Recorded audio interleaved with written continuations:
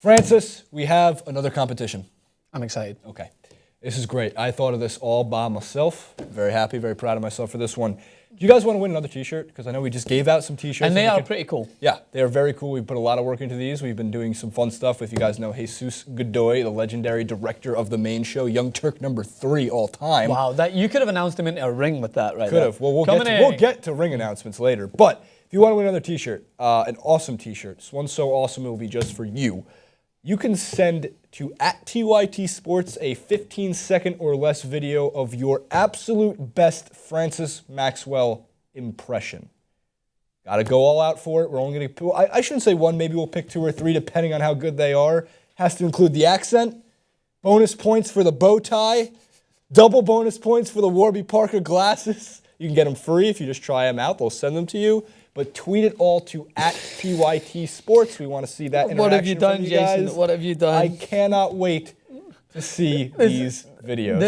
This is just, you have just asked for a national disaster. You've just asked for this. I can't wait. I'm looking forward to it. Francis will be. Do I get to judge? Francis will be the absolute end judge. Yeah. So if he does not agree with your accent, no one knows Francis better than Francis. Don't offend him. Apart from you better start watching Braveheart. You want to work on those accents. I'm leaving. Kilt bonus. You get triple bonus points. No, nothing speaks accents like an Australian playing a Scottish guy, right?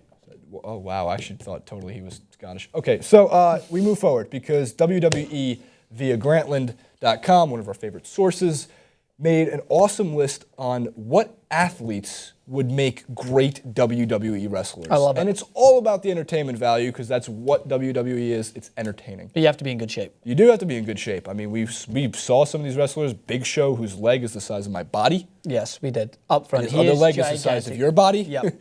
His other leg's bigger than that. But he was really funny because he kind of came over and was like, hey, how's it going? Yeah, nice to meet you. Yeah. It's like, oh, you're a real human being. You wake up, you have a job. That's what it goes like. Crazy. But you're right, entertainment, but unless you're Mr. Socko. What was the guy that played Mankind? He didn't look in the best shape, but he had a deadly move when he put the sock on his hand. I always want to do that to you. You want to do that to me? Yeah. What is it from Step Brothers? He's like, I want to fill a pillowcase with bars of soap and beat shit out of you. From Full Metal Jacket, originally. So we move forward because Grantland has the list. Let's take a list at who Grantland thinks would make the WWE best. Kimbo Slice, absolutely. Ndamukong King Sue, absolutely. And Bryce Harper, no. Joakim Noah, no. Yasiel Puig, no. The reason why I say Kimbo Slice and Ndamukong King Sue is because, A, they're very energized on the field. And again, The Rock, a lot of people can look like The Rock, but nobody could really speak and entertain and oratate. Is that a word? You just made it. Orator? Live it. If you're an orator, I'm going to oritate like those guys do. Yeah.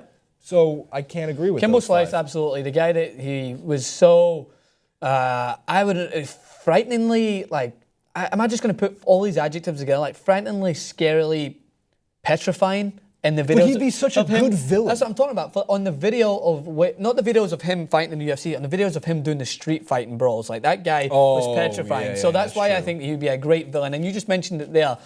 One thing you have to attain to in the WWE is you need to have good guys, you need to have bad guys. You need to have people that are going to go out there in the world and be that person that people just hate, but then sometimes want to see them win. You know what I mean? There's always those guys in the WWE. Because it builds the hype for the next fight. Yeah, absolutely. So we got to move forward to the next 5, which we do have some pictures of as well because I found this very interesting. The next 5, much better 5. Let's take a look at the first 5, 1 through 5, 5 through 1.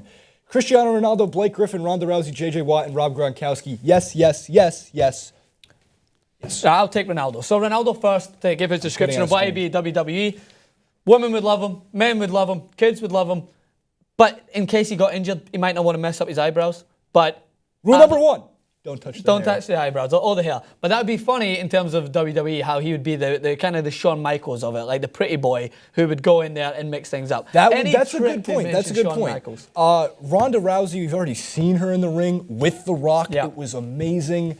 JJ Watt and Rob Gronkowski have these bigger-than-life personalities. They also have the look for it. Yeah. JJ Watt just seems like a genuinely fun guy to be around. Rob Gronkowski says some of the funniest, dumbest things I've ever heard in my life. And who was the other one that was on there? But I will actually, fuck that. I want to get to the ones that we wanted to talk about because the 2 I had, I'm forgetting one, but our intern Nate in the studio definitely remembers what it was.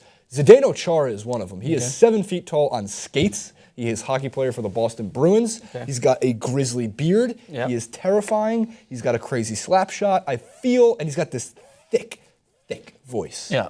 Perfect for broadcasting. I mean, perfect for standing amongst a crowd of 50,000 large and being bigger than life in that ring. I have two to go along with the villain aspect of it, to try and throw a couple in. So Dwight Howard, who people would, he's got the size, you've got a name for him for the size and just his posture could fit into the WWE, and people would want to hate him. People would want to hate Dwight Howard. I'd be interested to see what his finishing move is. And then in terms of the world football, Balotelli and Luis Suarez, or they could be a double tag team. Oh, that would be great. So this one, with the same villain aspect, people would be scared. I don't know how biting is received in the WWE, but I mean, it would be great versus Holyfield. Yeah. Those who have been bit versus those who bit. Yeah, that's very Holyfield true. And Chiellini versus Tyson and Suarez.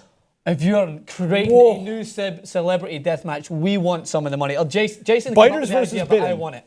I want some of the money. Biters versus bitten. The one I forgot, thanks to our intern in the studio and now director extraordinaire, Nate, was Clay Matthews of the Green Bay Packers. Okay. He has the discount double check. He already has a sponsored move for the ring. And he's big. He's got the wingspan. He's got the long flow, so he could play the pretty boy role. Yeah. What about Marshawn? Marshawn Lynch, beast mode. Probably kickball. I think he should stay to kickball. Stay to kickball, and then my last one. Take it. I'm gonna just put it out there. You can take it if you want. You can take it on board. You can take it as it is, or you can throw it right on back. Right. Tim Tebow. I want to be on you. I want to be on. Tim Tebow, what do you think about him? Because he's got that character, he's got the look, the persona, he's got the build, he's very big, and some people dislike him as well. And I don't know, I just feel like his career after he went back into the NFL, he went into commentating for a little bit. He's a good speaker. I think if you had Tim Tebow, you'd have to have it against someone who's like a Scientologist. So like Tim Tebow versus Tom Cruise. Just for another celebrity death match thing, because you have somebody who loves Jesus and then somebody who believes Jesus was an alien lizard. I think that's how it works. So that's exactly how Scientology works. I mean, it's not that far off, and I think you know that. Yeah, it's along the same Who is calling me? I think we're good. I think that's all we have. That was the WWE draft. Who would you love to see in the ring as a WWE fighter, personality, broadcaster, however it may be? I'm going with Zdeno Chara. Francis is going with... Don't know, a bunch of people. What about Ronaldo and Ronaldo's finishing move, CR7th Heaven?